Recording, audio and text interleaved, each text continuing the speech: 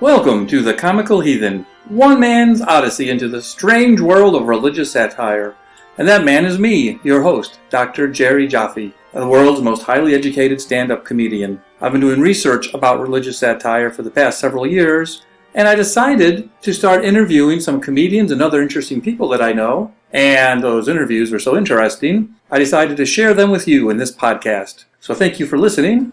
Today's interview is a special one. Earlier this year, I was at the 2017 Indiana Comic Con with my nerd comedy partner, Dan Brown, doing the Action Comedy Nerd Show. We had a great time. It's one of the big cons. A lot of celebrities, star spotting, autographs, and many, many great panels. And I spent the weekend there. And one afternoon at Indiana Comic Con, I saw down the main concourse what looked like some protesters. And as I walked a little closer, they looked like the Westeros Baptist Church. And I thought, that's weird. Why would they protest Comic-Con? Of course, they protest anything, so why not? It was right on the concourse, so I got a little closer. And as I got a little closer, I realized what was going on. There were some cosplayers dressed up as the Westeros Baptist Church, a la Game of Thrones. They had signs like, God hates stags, and stuff like that. And it was pretty hilarious. And so as I got up to the group, I realized that the ringleader of this fake protest was a well-known touring comedian called DJ Dangler. It was actually the first time I ever met DJ, and I went right up to him and introduced myself, and we had a nice chat. DJ had his own comedy show going on at the con, so I went to his show, he went to our show. We did some interviews with each other. We hung out a little bit. And just what a great guy DJ Dangler is. If you don't know him, he's a touring comedian. He is a headliner. He is a writer. He also is a pro wrestling commentator for a local promotion in the Detroit area. And just all around really like folksy guy you can really talk to. We had a nice conversation. We talked about the Westeros Baptist Church and how his protest went. We talked about a couple other things, including that he himself was raised in Indiana. He's from Indiana. And he was raised by a very religious family. Rural, almost evangelical, almost Pentecostal. And we talked about that for a while. And we also just talk about some of his favorite comedians when it comes to religious satire, which for him included talking about Bill Hicks. So that's some of the things we're going to talk about. Afterwards, you'll hear an update from the Rabbit Hutch. Find out what's going on with Kevin Bacon and Newton, my two Holland lops. And also you'll hear my reaction to a newspaper article I found about Ken Ham, the world's most famous creationist. So all of that is to follow. But first, my interview with DJ Dangler.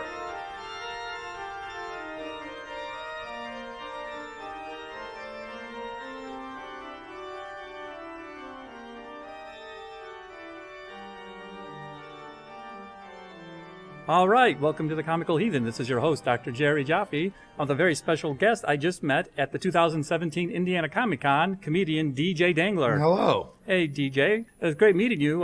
On Friday, I checked into the con, and I saw some apparent protesters with signs for the Westeros Baptist Church. Yeah, we were protesting real hard. There's a pandemic blight on America of robots not wearing pants and comic book characters dating outside of their universes, and we're not going to have that. And apparently too much stag on stag, same stag God marriage, stags. same stag marriage. Yes, it was super fun. We got the idea a couple of weeks ago, and because I brought a lot of comics with me this week. When I put the idea in there. The ideas of the signs just started coming so quickly. It was one of the most fun brainstorming sessions I've ever had in my life. I saw your group down the hall, like a long main hall, and for the distance, I thought, are there protesters at this Comic-Con? I was overwhelmed by how many people didn't get the joke. I'm like, I'm surrounded by people dressed up as anthropomorphic wolves, but they did not get the joke at all. I mean, there's people walking by cosplaying Game of Thrones. And getting one of the guys I was with got a shoulder check, a sincere some guy thought he was a hero stepping up to the West, which is I have zero love for the Westboro Baptist Church. All right, clearly what a bunch of jerk monster whatever. And I understand. I don't know. I am torn because like when people talk about like, hey, I can watch this Nazi get punched in the face. Right. People who really want to punch other people in the face. Right. People who really want to punch strangers in the face, Right. maybe.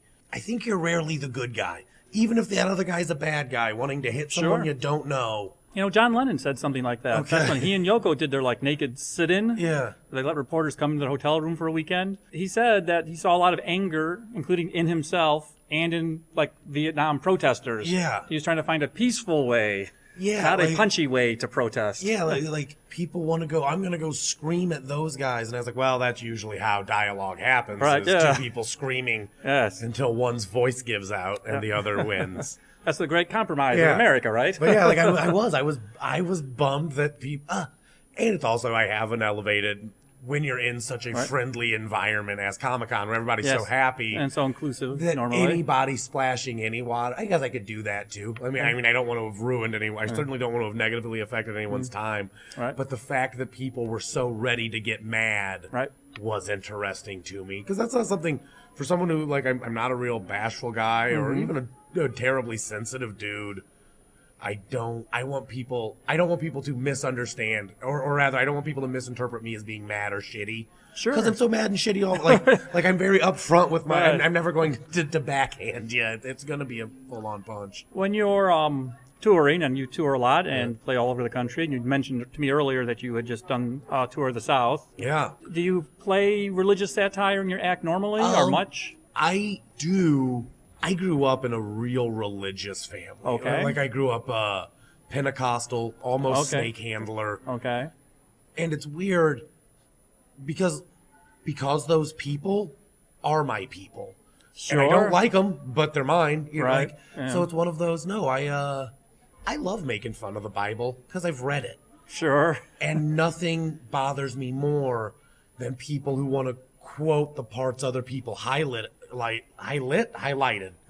For We'll go with highlighted. We'll go high lit because High we're lit. talking about being. Yes.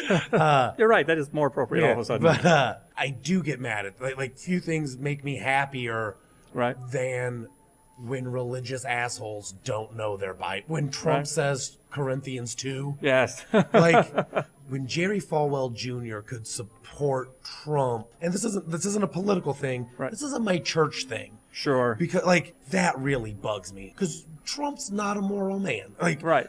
Does that make him a bad politician? That's not what does. Right. Like whatever. That's not it. Right. But the idea that the church can get behind a guy who's been married several times and says he Yes. wants to, like, What are fuck they you, doing? guy. Yeah. Like, you're the moral high ground. Get bent. Yes. Like that's infuriating to me. More so even than Trump. Like. Well, there's an interview with a pastor who did the opening prayer for the Republican National Convention, and someone asked him that point blank. Mm-hmm. And in the interview, his response was something like, I'm paraphrasing, of course, but something like, well, we've all made mistakes, but I believe he's a good man deep down. Who do they not think is a good man that is giving them money? Right. I mean that in a very whatever. I'll bet if that guy wasn't a billionaire, their position would, and you know what, mine probably would too. And you know, like, Right. Yep, sure. I'm not going to get on some whatever. I If like. there's any billionaires that would like to patronize either DJ Dangler or Jerry Jaffe, we're online. Just reach out. Nothing's worse than working with a person who's rich and stupid, Right. because they're never going to know they're dumb because people want their money. Yes. Like I don't think that is Trump. That wasn't the one. Whatever. I was thinking of much less rich and probably more stupid. Even more dumb. But Do you talk about your upbringing at all in your act? yeah. Yeah. Some. I'm not an overly personal, and I also I think I do the. You mentioned the extreme to illustrate the norm. Yes. You know, but I love it's such an awful whatever. I do love saying. Like I was raised with an abstinence-only education, Right. where we thought sex was only for procreation or to teach that boy a lesson, and we did. Like I grew up with the mean hillbilly. Sure. And My Jesus would call your Jesus a gay slur and call the real Jesus an ethnic slur. right. Like the Jesus I grew up with was a Hulk. And you were Hogan raised in Jesus. Indiana. Yeah. Okay. Yeah, All right. northeast. Right. Yeah, not near anywhere. Not near anywhere. Yeah, Sure. the way you get camo country. Right. Yeah. What? We had good public schooling. Like that's a real like I'll go out of my way to say that. I Okay. I had a good public school. They're are aspects of that society that is very good. And it's real easy to get mad at the religiosity and the whatever, and the ingrained and indoctrinated racism. Yes. And I think that's a real thing that America is struggling at. The worst thing you can call someone is a racist, and that's silly. Right. Most, like racism's bad. It's not as bad as murder. Right. Like, I would argue it's not as bad as theft, unless it's so ingrained that you're stealing from a whole, Yeah. But if I was to find out that I have a lot of nephews and I love them greatly, Right. and if I was to find out that they were uncomfortable around Mexicans, I'd be like, well, that's pretty stupid. Right. But if I was to find out that they steal car radios, I'd be like, no, I need to tell that kid to stop that right now. Like, that kid can't hang out with me anymore. Is there anyone doing religious satire now, like on the comedy scene, that you think does it well, or that you admire in any way? I don't think it's satire when he does it. Right. But I sure love it when Stephen Colbert talks religion. Sure. Because I also think and this is something I struggle with greatly, he's not mad at it. Right. He's just kind of outgrown it. Sure. And I feel like I went through a time where I was really mad at it. Like Sure. a real... And I'm not now, because it's... If people are using things to be good, who the hell would want to take that away from them? But Colbert seems to when he talks take a about, glee in pointing out hypocrisy. Yeah, and I love it. I watched a long interview with him and Oprah, and he had one of the nicest lines I've ever heard. He goes, "When my mother gave me her religion, she wanted me to use it. It was a gift she gave me. Okay. If I don't use it all the time, that's on me. Right. But it wasn't that. She really liked it. Right. And that helped, because as much as I make fun of the way I grew up, I love my parents. Sure. They raised 6 kids, and I think that's real hard to do. Right. And they're not lunatics. Like the church I grew up in was hateful, and I stand by that. Sure. I grew up in a hateful environment. Okay. But my folks weren't. It was that's a real, even weird shit. I'm 36 years old, so I grew up with rampant homophobia. We only ever called anything gay. Does that make only if your computer didn't work correctly, it was gay. Right. If the stupid gay grass. Sure. Just the weird. We hate that. Okay. The whatever. But even then, I can remember my mom being like, I don't think a whole lot of people go to hell. Right. You know what I mean? And that was a big. I remember being a little kid playing cowboys and Indians and worrying about. Because I was told by the people that ran my church that all Indians went to hell unless they loved Jesus. Sorry, picked the wrong God, red guys. Should have picked the blue-eyed Jesus. And I can remember talking about American Indians with my mom and her being like, "Nah, they're fine." And that was important. It was a good she was using it to be a better human, not to feel like a better human. Okay. And maybe that's the differentiation.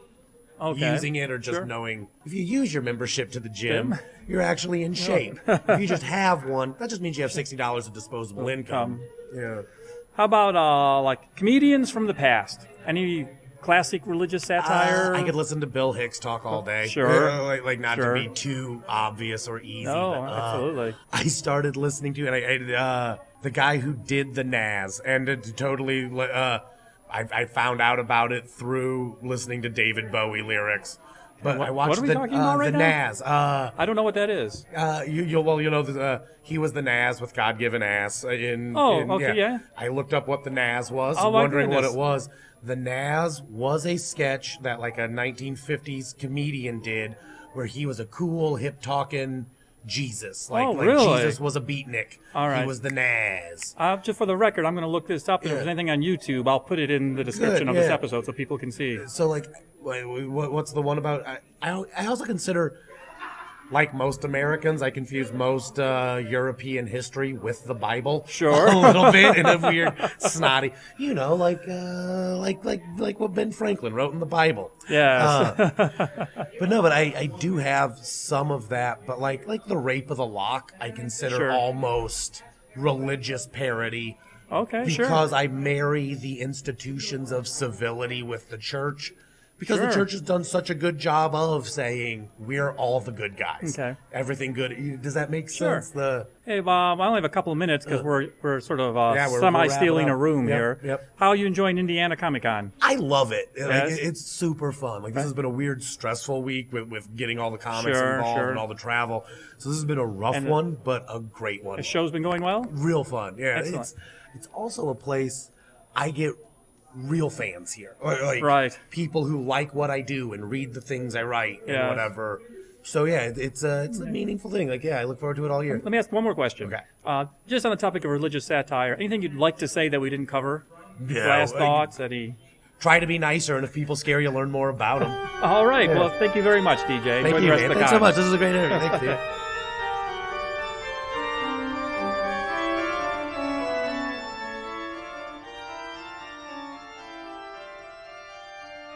All right, what a great interview. As I mentioned during the interview, to find a space to set up my equipment and interview him, we kind of had to steal one of the panel rooms in between sessions. So we didn't have as much time as I would have liked, but we packed a lot of entertaining and informative content into that. I mean, his upbringing, really wild. And that Stephen Colbert idea of using your religion as opposed to, in a way, being a slave to your religion or just carrying religion as a burden or a marker.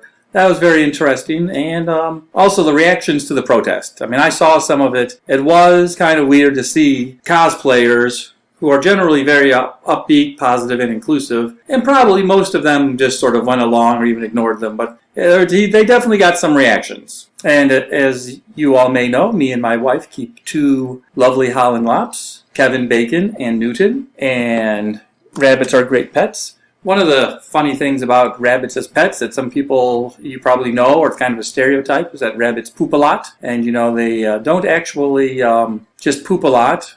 Just the same way cows regurgitate their food and have to chew it and swallow it twice. Rabbits do the same thing, but instead of regurgitating, it goes out the other end. So it's actually part of their digestive system to poop a lot, because some of that gets recycled. I read online that the average house rabbit poops 300 times a day. 300 times a day. We have two rabbits, that's 600 times a day. And in fact, my wife is considering getting a third rabbit sometime soon.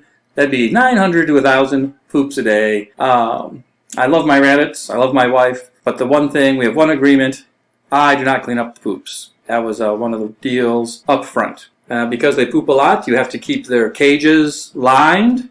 Some rabbit owners use the type of cage that has like a metal bottom and there's a little bit of space and the poops drop onto a tray that you can clean. So that's one option. We didn't want to do that. First of all, rabbits do need access to their poops because it's part of their digestive cycle. Also, some rabbits don't like having their feet on those metal floors. So we have a flat bottom cage and we line that flat bottom cage with newspapers. And a kind of ironic thing has happened because of collecting newspapers and lining the rabbit cages with newspapers. I actually have been reading a lot more newspapers lately. In the digital age, everyone gets their news online or through Twitter and Facebook. But now I'm reading newspapers again. And one type of headline that pops out at me all the time is headlines about religion. Because those articles are not always super clearly written. Journalists are not always experts in the field they're talking about, and so sometimes they just repeat or parrot or misphrase or misunderstand what they're talking about in articles, and that seems to happen a lot with religion. So, I consider misinformation to be a sin, so that's why I call it misinformation. And whenever I see examples of misinformation, I have to, speak up and correct it. It's not your dogma, it's my karma. And I'm just trying to spread some love and spread some knowledge. And I was over at the Rabbit Hutch today, and what did I find?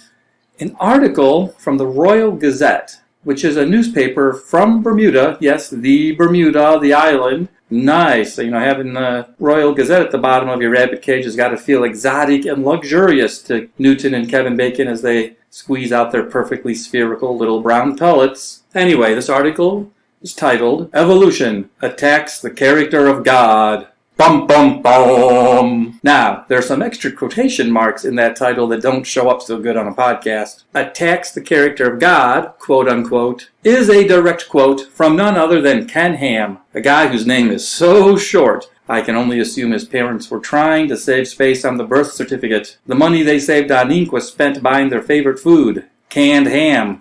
If the name Ken Ham sounds familiar to you, then you're either a person who follows the news or maybe a person who follows the Bible. Ken Ham is sometimes mentioned in the former. He's the president of Answers in Genesis, an organization that has brought us such humorless amusement parks as the Creation Museum, and that Noah's Ark exact replica concrete building thingy is building a giant replica of a boat that can't possibly float in an effort to prove the Bible is literally true. Ironic or ignorant? Potato. Let's just call the whole thing fruit salad anyway. I would say that Ken Ham and Answers in Genesis have confused the word museum with the word theme park. Now, if you want to see a fantasy world where dinosaurs and people cohabitate and actual science is chucked out the window, this is the place for you. Give you a quick example. There are actual displays in the Creation theme park suggesting that legends about dragons are proof that humans and dinosaurs coexisted. Yep, legends about dragons cited as proof. That's what passes for science in the Creation Museum theme park. Yabba dabba doo. So anyway, this article, which is essentially a transcribed telephone interview, gives you a hearty helping of Ham's baloney. In it, he says the purpose of Answers in Genesis is, quote, to show the history of the Bible as true, end quote. But the thing is, logically, scientifically, if you want to prove something you believe is true, you don't look for evidence that confirms your idea like Ham does. You look for evidence that contradicts your idea. You've got to rule out other possibilities.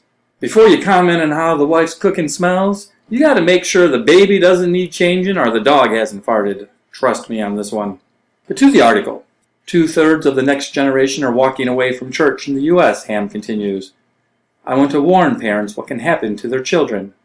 Did you see what Ham just did there? He implied the church in the U.S. is one monolithic entity, one which presumably shares his extreme view of things. But the truth is believers aren't always churchgoers, and churchgoers aren't always creationists, and even creationists aren't necessarily young earth creationists like Ham. He doesn't speak for all people of faith any more than I speak for all people who eat cake. Listen, everyone, the cake is true. It's just the frosting that's a lie. He wants to warn parents what can happen to their children, but he doesn't say what that is. Does he mean hell? Substance abuse? Disney on Ice?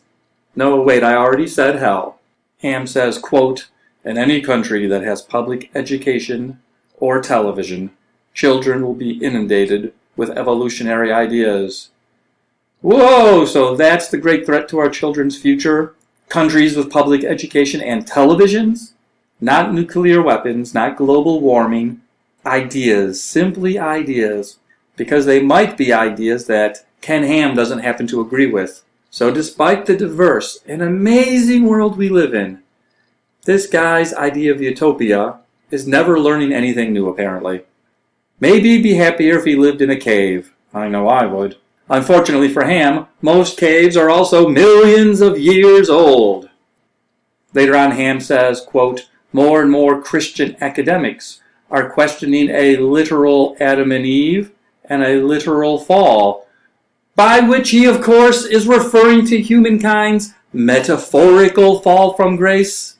Any irony fans out there? Literal fall? What the hell? Eve ate an apple, she didn't slip on a banana. Ham says if a literal 6-day creation by an intelligent God is wrong, then the whole Bible is wrong. Talk about throwing your baby dinosaur out with the baptismal font. So, if there's one mistake or untruth anywhere in the Bible, Ken Ham is willing to throw the whole book out the window. Say, hypothetically, if it turns out the moon isn't itself glowing like the Bible says, it's just reflecting light from the sun, then Ham's whole worldview collapses. Our 1 Kings 7:23 says pi is 3, but that turns out to be a very poor calculation. Or if there's absolutely no evidence or reasonable physics for a global flood, regardless of the charming tales about Noah, well, if those parts aren't literally true, then screw all that love thy neighbor or turn the other cheek, or even turn thy lovely neighbor's other cheek. Ken Ham is out. The base of his morality will spontaneously evaporate, and he'll have to be restrained from kicking babies, sniffing glue, and Disney on Ice. That is not a well-tested and robust ideology. That's a house of cards. Was it Jesus who said, "Let he who burns the first science book not live in a twig house"? I think it was Jesus. Ham goes on to say, even conservative church leaders believe in millions of years, which attacks the character of God. Wait, what was that? What is it that attacks the character of God? Belief in millions of years? Sigh. We usually talk about billions of years, and it's not scientists contradicting the Bible, it's the Grand Canyon that's attacking the character of God, because it is more than 6,000 years old. It took more than 6,000 years in the making. Ham can look at the Grand Canyon, or distant starlight, or the diversity of plants and animals on this planet, and think, yeah, it looks like about 6,000 years old to me. It's absurd. He says there's no such thing as millions of years. I guess he never had to wait in line in security at the airport. This article says Ham has found that many Christians are intimidated by, quote, the word science, which simply means knowledge, end quote. Well, yes, the origin of the word science does trace back to the Latin root meaning to know. But today, the word science, when properly used, is about the process through which knowledge is acquired. It's the scientific method, which is a cycle of ideas, tests, and observations. It's an approach that thrives on ongoing criticism and revisions to improve and refine its findings, to make them as consistent as possible with the world we see around us. It's sort of like the opposite of constantly having to revise your view of the changing and expanding world to match a 2,000-year-old book. Hey, no penguins mentioned in the Bible. Well, you know, they fall under the category of beasts. Yeah, adorable little swimming birds in tuxedos. But that's not distinctive enough to mention in the Bible, unless it's in a narration by Morgan Freeman, who has played God in movies, so I guess that counts. He says he is equipping people to give a logical defense of their faith. But why even try to use logic? The word faith means belief despite the absence of proof. That's why they call it blind faith, because it exists despite the lack of evidence. Faith is when you want something to be true. Faith is what makes me more handsome than George Clooney. I can hear you snickering, heretics. Watch it or you'll find yourself at Disney on Ice. Remember, this article had the headline, Evolution Attacks the Character of God. But I'd like to say that scientists are attacking the ideas of Ken Ham, and that it is Ken Ham that has confused himself with God. It's not Charles Darwin, it's not Bill Nye, it's not me, Jerry Jaffe. None of us are attacking the so-called character of God. We are criticizing the ideas, the very, very poor ideas of Ken Ham. It is apparently Ken Ham who can't tell the difference between himself and God. Meanwhile, he sets in judgment of his interlocutors and refers them to someone else, like a retail clerk with an attitude.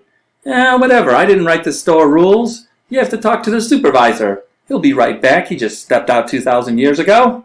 Ken Ham sounds very judgmental, but I seem to recall Jesus saying not to be judgmental.